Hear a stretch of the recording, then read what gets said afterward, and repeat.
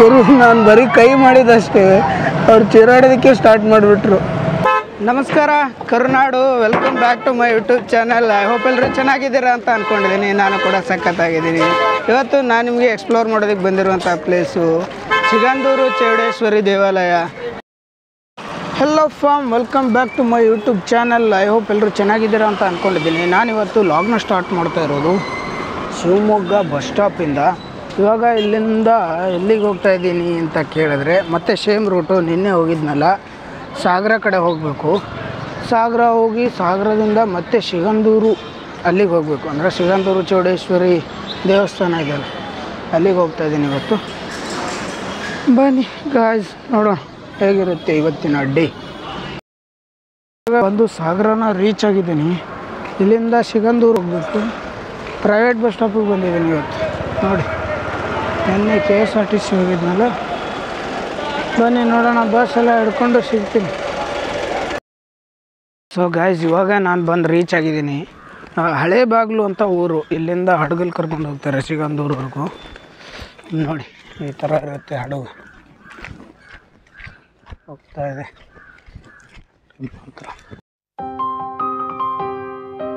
So guys, ಇವಾಗ ನಾನು ಹಡಗನ್ನ ಹತ್ಕೊಂಡಿದ್ದೀನಿ. ನೋಡ್ಬೋದು ನೀವು ಇಲ್ಲಿ ಯಾವ ರೀತಿ ಹಡಗು ಫುಲ್ ಆಗಿದೆ ಅಂತ. ಫುಲ್ಲು ಗಾಡಿಗಳೆಲ್ಲ ತೊಗೊಂಡೋಗುತ್ತೆ. ಇದು ಬರೀ ಮನುಷ್ಯರನ್ನ ಅಷ್ಟೇ ಅಲ್ಲ, ಅದ್ರ ಜೊತೆಗೆ ಗಾಡಿನ ತೊಗೊಂಡೋಗುತ್ತೆ. ಇಲ್ಲಿಂದ ಸಿಗಂದೂರಿಗೆ ಹೋಗಬೇಕು. ಇಲ್ಲಿಂದ ಹಡಗಲ್ಲಿ ಮಾತ್ರ ಹೋಗೋದಕ್ಕೆ ಸಾಧ್ಯ. ನೋಡಿ, ಅಲ್ಲೊಂದು ಯಾವುದೋ ಗಾಡಿ ಬರ್ತಾಯಿದೆ. ಇದಂತೂ ಒಂಥರ ಡಿಫ್ರೆಂಟ್ ಆಗಿರುವಂಥ ಎಕ್ಸ್ಪೀರಿಯನ್ಸ್ ಗುರು. ಹಡಗಲ್ಲಿ ಹೋಗೋದು, ಮನುಷ್ಯರು ಮಾತ್ರ ಅಲ್ಲ, ಗಾಡಿನೂ ತೊಗೊಂಡು ಹೋಗೋದು ಹಡಗಲ್ಲಿ. ಸಿಗಂದೂರು ಚೌಡೇಶ್ವರಿ ದೇವಾಲಯಕ್ಕೆ ಹೋಗಬೇಕು ಅಂದರೆ ಹಳೆ ಬಾಗಿಲು ಅನ್ನೋಂಥ ಊರಿಗೆ ಬಂದು ಅಲ್ಲಿಂದ ಹಡಗಲ್ಲಿ ಈ ಥರ ಹೋಗಬೇಕು. ಏನು ಗುರು, ಇಷ್ಟು ದೊಡ್ಡ ದೇವಸ್ಥಾನ, ಇಷ್ಟೆಲ್ಲ ಇದು ಇದೆ, ಹಡಗಲ್ಲಿ ಹೋಗಬೇಕು ಅಂತೀಯ, ಇದಕ್ಕೇನು ಬ್ರಿಡ್ಜ್ ಎಲ್ಲ ಮಾಡಿಲ್ವಾ ಅಂತ ಕೇಳಿದ್ರೆ, ನೋಡಿ ಬ್ರಿಡ್ಜ್ನ ಕಾಮಗಾರಿ ಇಲ್ಲಿ ನಡೀತಾ ಇದೆ ಹಿಂದ್ಗಡೆ. ಇದು ರೆಡಿ ಆದ ತಕ್ಷಣ ಎಲ್ಲ ಬ್ರಿಡ್ಜಿಂದನೇ ಹೋಗ್ತಾರೆ. ಹಡಗನ್ನ ಯಾರು ಯೂಸ್ ಮಾಡೋದೇ ಇಲ್ಲ ಗಾಡಿ ಇರೋರು.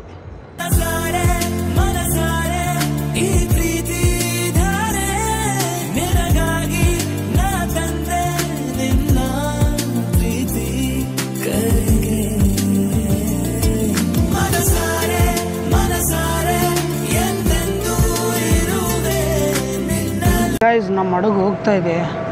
ಈ ಕಡೆ ನೋಡಿ, ಆ ಬ್ರಿಡ್ಜ್ ನಡೀತಾ ಇದೆಯಲ್ಲ, ಬ್ರಿಡ್ಜ್ ನಡೆಯುವಂಥ ಪ್ಲೇಸಲ್ಲಿ ಇವಾಗ ಟರ್ನ್ ಮಾಡ್ತಾ ಇದ್ದಾರೆ ಹಡಗನ್ನ. ಯಾವ ಕಡೆ ಇದೆ ಅದು ಗೊತ್ತಾಗ್ತಾ ಇಲ್ಲ, ಆವಾಗಿಂದ ಬರ್ತಾ ಇದ್ದೀವಿ.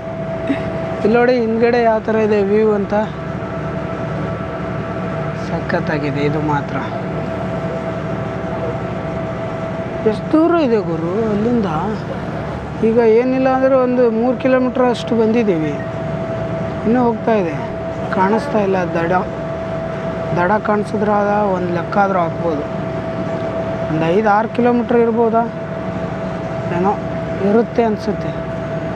5 ಕಿಲೋಮೀಟ್ರ್ ಅಂತೂ ಆಗ್ಬೋದು. ಅಲ್ಲಿ ಕಾಣಿಸ್ತಾ ಇದೆ ನೋಡಿ, ದಂಡೆ ಕಾಣಿಸ್ತಾ ಇರೋದ್ರಿಂದ 5-6 ಕಿಲೋಮೀಟ್ರ್ ಅಂತೂ ಆಗುತ್ತೆ.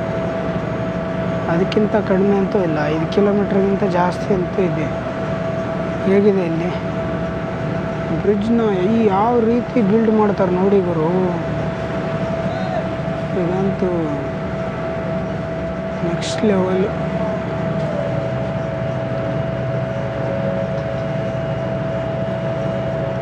ಸಖತ್ತಾಗಿದೆ ಎಕ್ಸ್ಪೀರಿಯನ್ಸ್. ಇಲ್ಲಿಂದ ಹಳೆ ಬಾಗಿಲು ಅನ್ನುವಂಥ ಊರಿಂದ ಸಿಗಂದೂರಿಗೆ ನಾವು ಹೋಗಬೇಕು ಅಂದರೆ 10 ರೂಪಾಯಿ ಅಷ್ಟೇ ಟಿಕೆಟ್ ಇರೋದು. ಈ ಒಂದು ಬೋಟಲ್ಲಿ ಹೋಗೋದಕ್ಕೆ 10 ರೂಪಾಯಿ ಕೊಟ್ಟರೆ ಬೋಟವರು ಈ ದಡದಿಂದ ಆ ದಡಕ್ಕೆ ಕರ್ಕೊಂಡು ಹೋಗ್ತಾರೆ, ಹೋಗಿ ಬಿಡ್ತಾರೆ. ಅಲ್ಲಿಂದ ನಾವು ದೇವಸ್ಥಾನಕ್ಕೆ ಹೋಗಿ ದೇವರ ದರ್ಶನ ಪಡೆದು ಬರ್ಬೋದು. ಇಂಥ ಒಂದು ಪ್ಲೇಸಲ್ಲಿ ದೇವಸ್ಥಾನ ಹೇಗೆ ಕಟ್ಟಿದ್ರು, ಮತ್ತು ದೇವಸ್ಥಾನ ಇಂಥ ಪ್ಲೇಸಲ್ಲಿ ಇದ್ದರೂ, ಹೊಳೆ ದಂಡೆಯಲ್ಲಿದ್ದರು ಅಥವಾ ಹೊಳೆ ಮಧ್ಯದಲ್ಲಿದ್ದರೂ ದೇವಸ್ಥಾನ ಏನಕ್ಕಷ್ಟು ಫೇಮಸ್ ಆಯಿತು ಎಲ್ಲ ನೋಡೋಣ. ಆ ದೇವಸ್ಥಾನದ ಹತ್ರ ಹೋಗ್ಬಿಟ್ಟು ಸಿಗಂದೂರು ಚೌಡೇಶ್ವರಿ ಅಂತಂದಾಗ ನಿಮಗೆಲ್ಲ ಗೊತ್ತಿರುತ್ತೆ. ಬನ್ನಿ ಇವಾಗ ನಾವು ಡೈರೆಕ್ಟಾಗಿ ದೇವಸ್ಥಾನದ ಹತ್ರ ಸಿಗೋಣ. ಇಲ್ಲಿ ಬಸ್ಗಳೆಲ್ಲ ಓಡಾಡೋದಕ್ಕೆ ರೋಡ್ ಇಲ್ಲ. ಈ ಬಸ್ಗಳೆಲ್ಲ ಓಡಾಡೋದಕ್ಕೆ ಅಂತ ಅನುಕೂಲ ಮಾಡೋದಕ್ಕೆ ಈ ರೀತಿ ಬ್ರಿಡ್ಜ್ನ ಕಟ್ತಾ ಇದ್ದಾರೆ. ಇನ್ನೂ ಕೂಡ ಅದರದ್ದು ಕೆಲಸ ಎಲ್ಲ ನಡೀತಾ ಇದೆ. ಬ್ರಿಡ್ಜ್ ವರ್ಕ್ ಎಲ್ಲ ನಡೀತಾ ಇರೋದ್ರಿಂದ ಬ್ರಿಡ್ಜ್ ಎಲ್ಲ ಕಟ್ಟಿದ ಮೇಲೆ ಗಾಡಿಗಳೆಲ್ಲ ಓಡಾಡ್ಬೋದು. ಆವಾಗ ಈ ಹಡಗಿನ ಬಿಸ್ನೆಸ್ ಮಾಡೋರಿಗೆ ಸ್ವಲ್ಪ ಹೊಡೆತ ಬೀಳ್ಬೋದು. ನೋಡೋಣ. ಇವಾಗ ನಾವು ದಡದ ಹತ್ರ ಬಂದಿದ್ದೀವಿ. ದೇವಸ್ಥಾನ ಹೇಗಿದೆ, ದೇವಸ್ಥಾನದ ಕತೆ ಏನು, ಅದರ ಬಗ್ಗೆ ಎಲ್ಲ ತಿಳ್ಕೊಳ್ಳುವಂಥ ಸಮಯ. ನೋಡಿ, ಆ ಕಡೆಯಿಂದ ಒಂದು ಹಡಗು ಬರ್ತಾ ಇದೆ. ಆ ಕಡೆಯಿಂದ ಒಂದು ಹಡಗು ಬರ್ತಾ ಇದೆ.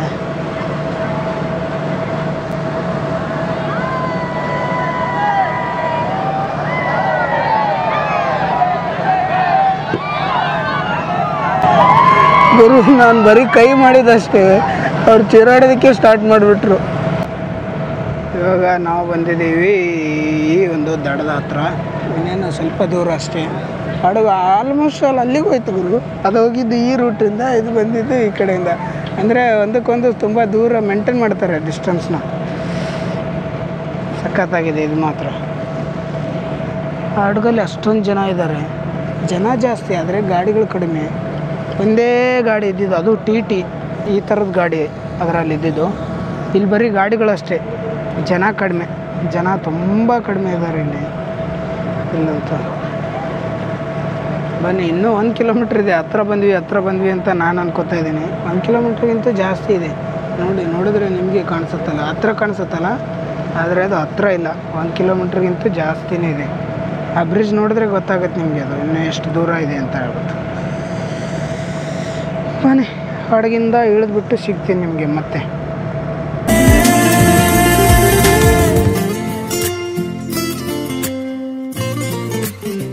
ಇದು ಬಂದ್ಬಿಟ್ಟು ಶಿವಮೊಗ್ಗ ಜಿಲ್ಲೆಯ ಸಾಗರ ತಾಲೂಕಿನಲ್ಲಿದೆ. ಹಳೇ ಬಾಗಿಲು ಅನ್ನೋಂಥ ಊರಿಂದ ನಾವು ಒಂದು ಹಡಗನ್ನ ಹತ್ಕೊಂಡು ಹಡಗಲ್ಲಿ ಪ್ರಯಾಣ ಮಾಡಿಕೊಂಡು ಇಲ್ಲಿವರೆಗೂ ಬಂದು ರೀಚ್ ಆಗಿದ್ದೀವಿ. ಇವಾಗ ದೇವಸ್ಥಾನಕ್ಕೆ ಹೋಗೋದಷ್ಟೇ ಬಾಕಿ. ದೇವಸ್ಥಾನದ ಹತ್ರ ಹೋಗೋಣ, ದೇವಸ್ಥಾನದ ಬಗ್ಗೆ ತಿಳ್ಕೊಳ್ಳೋಣ, ದೇವಸ್ಥಾನದ ಬಗ್ಗೆ ಈ ಒಂದು ಲಾಗಲ್ಲಿ ಮಾತಾಡೋಣ. ಬನ್ನಿ. ಸೊ ನಾನು ಒಳಗಡೆ ಬಂದಿದ್ದೀನಿ, ದೇವಸ್ಥಾನದೊಳಗಡೆ. ನೋಡಿ ಯಾವ ರೀತಿ ಇದೆ ದೇವಸ್ಥಾನ ಅಂತ ಹೇಳ್ಬಿಟ್ಟು. ಇದು ಶ್ರೀ ಕ್ಷೇತ್ರ ಸಿಗಂದೂರು ಚೌಡೇಶ್ವರಿ ಅಮ್ಮನವರ ಸನ್ನಿಧಿ ಅಂತ ಒಂದು ಬೋರ್ಡ್ ಇದೆ ನೋಡಿ ಇಲ್ಲಿ. ಆ್ಯಕ್ಚುಲಿ ಗರ್ಭಗೃಹ ಇರೋದು ಅಲ್ಲಿ ಒಳಗಡೆ. ಜನ ಹೋಗ್ತಾ ಇದ್ದಾರಲ್ಲ, ಅಲ್ಲಿಗೆ ಹೋಗ್ಬೇಕು ಇವಾಗ ನಾನು ಕೂಡ. ಇದೆಲ್ಲ ನೋಡಿ ಗುರು, ಜನ ಜಾಸ್ತಿ ಬರ್ತಾರೆ ಅನಿಸುತ್ತೆ ಇಲ್ಲಿ. ಈ ಥರ ಎಲ್ಲ ಹಾಕಿದ್ದಾರೆ ಕ್ಯೂ ನಿಲ್ಲೋದಕ್ಕೆ. ಅಂದರೆ ತುಂಬ ಜನ ಬರ್ತಾರಂತೆ ಅನ್ಕೋಬೋದು ನಾವು.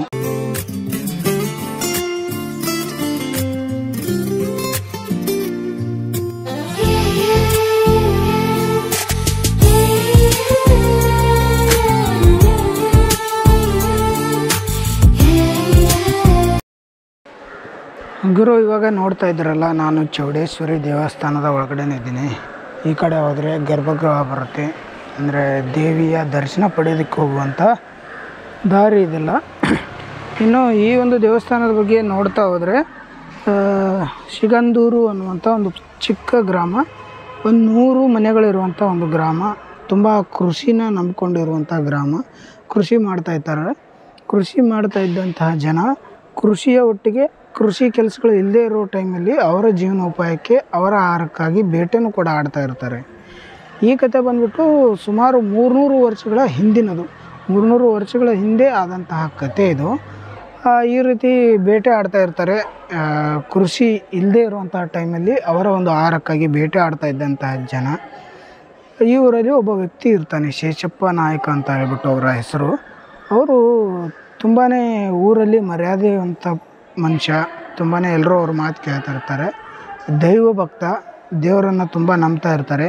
ಚೌಡಮ್ಮ ದೇವಿ ಅಂತ ಹೇಳ್ಬಿಟ್ಟು ದೇವಿನ ಆರಾಧನೆ ಮಾಡ್ತಾ ಇರ್ತಾರೆ. ಅಂದರೆ ಗ್ರಾಮ ದೇವತೆನ ಪೂಜೆ ಮಾಡ್ತಾ ಇರ್ತಾರೆ. ಈ ರೀತಿ ಗ್ರಾಮ ದೇವತೆನ ತುಂಬ ಭಕ್ತಿಯಿಂದ ಪೂಜೆ ಮಾಡ್ತಾ ಇದ್ದಂಥ ಶೇಷಪ್ಪ ನಾಯಕ ಅವರು ಕೂಡ ಬೇಟೆನ ಆಡ್ತಾ ಇರ್ತಾರೆ. ಈ ರೀತಿ ಒಂದು ದಿವಸ ಬೇಟೆ ಆಡಬೇಕು ಅಂತ ಹೇಳ್ಬಿಟ್ಟು ಕಾಡಿನೊಳಗೆ ಹೋಗ್ತಾರೆ. ಹೋಗ್ತಾ ಅವರು ಹೋಗಿರೋ ದಾರಿನೇ ಮರ್ತು ಬಿಡ್ತಾರೆ. ಎಷ್ಟೋ ದೂರ ಹೋಗ್ತಾರೆ. ದೂರ ಹೋದ್ಮೇಲೆ ಅವರು ಬಂದಿರೋಂಥ ದಾರಿ ಮರ್ತೋಗುತ್ತೆ. ಆಮೇಲೆ ದಾರಿ ಹುಡ್ಕೋದಕ್ಕೆ ಪ್ರಯತ್ನ ಮಾಡ್ತಾರೆ. ದಾರಿ ಸಿಗೋದಿಲ್ಲ. ಕತ್ಲಾಗುತ್ತೆ. ಕತ್ಲಾದಮೇಲೆ ಅವರಿಗೆ ಒಂದು ಅಗೋಚರ ಶಕ್ತಿ ಕಣ್ಣಿಗೆ ಹೊಳೆಯೋದಕ್ಕೆ ಸ್ಟಾರ್ಟ್ ಆಗುತ್ತೆ. ಅವರು ಇದ್ದಂತಹ ಒಂದು ಜಾಗದಲ್ಲೆಲ್ಲ ಬೆಳಕು ಬೀಳೋ ಥರ ಕಾಣೋದಕ್ಕೆ ಸ್ಟಾರ್ಟ್ ಆಗುತ್ತೆ. ತುಂಬಾ ಬೆಳಕು ಬಿತ್ತಲ್ಲ ಈ ಒಂದು ಕತ್ಲಾದಂಥ ಸಮಯದಲ್ಲಿ ಅಂತ ಹೇಳ್ಬಿಟ್ಟು ಭಯ ಬೀಳ್ತಾರೆ.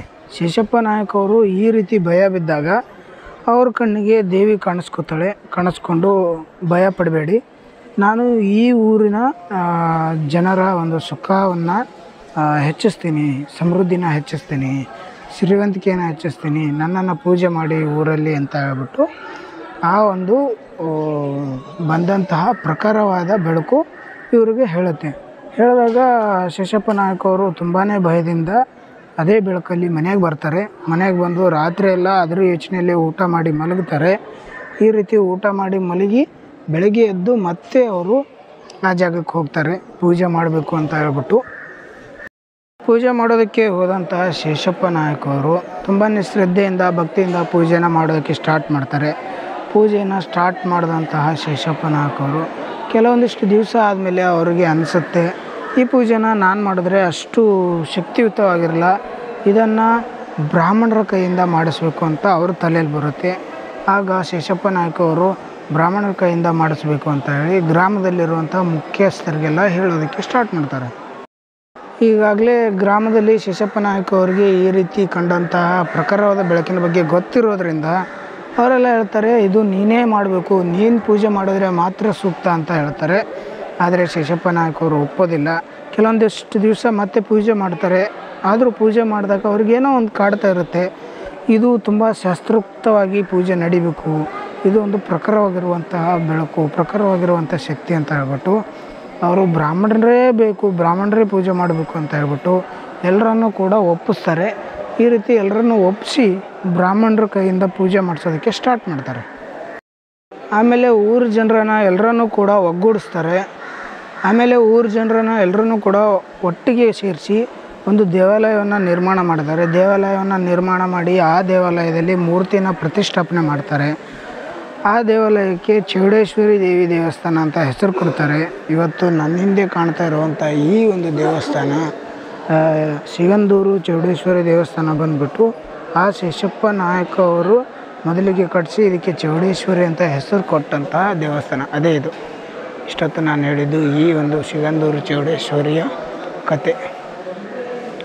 ಸೊ ನೋಡಿದ್ರಲ್ಲ ಫ್ರೆಂಡ್ಸ್, ಇದು ಬಂದ್ಬಿಟ್ಟು ಚೌಡೇಶ್ವರಿ ಮಹಾತ್ಮೆ, ಅಂದರೆ ಸಿಗಂದೂರು ಚೌಡೇಶ್ವರಿಯ ಒಂದು ದೇವಸ್ಥಾನ ಹುಟ್ಟೋದಕ್ಕೆ, ಆ ವಿಗ್ರಹ ಸಿಗೋದಕ್ಕೆ ಕಾರಣ ಆದಂಥ ಒಂದು ಕತೆ.